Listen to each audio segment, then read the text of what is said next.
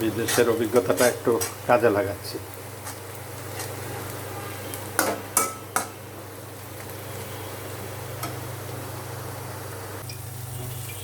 দেখি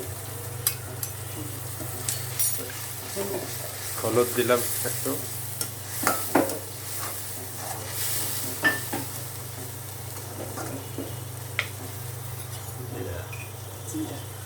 জিরার গুঁড়া,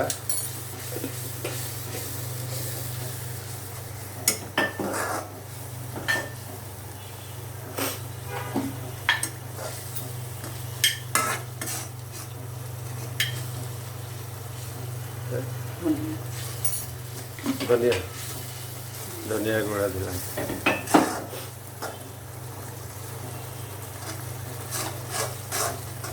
লবণের কথা আর বললাম না, লবণ তো সব কিছুতেই দিতে হয়।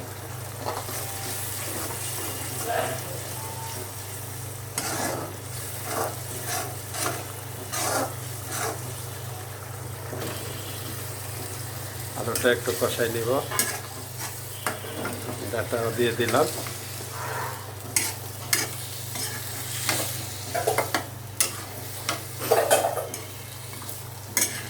ডাটা তরকারি এমনিতেই আমার খুব পছন্দের একটা তরকারি।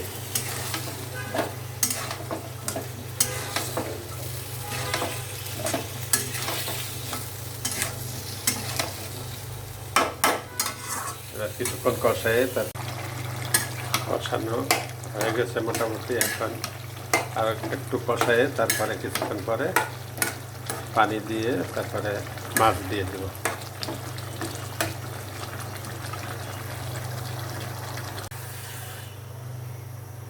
কষানোর পরে পানি দিয়ে দিলাম, একটু বলক আসলে তারপরে কমপ্লিট হয়ে গেল। এখন নামাই ফেললাম। ওকে, ডান।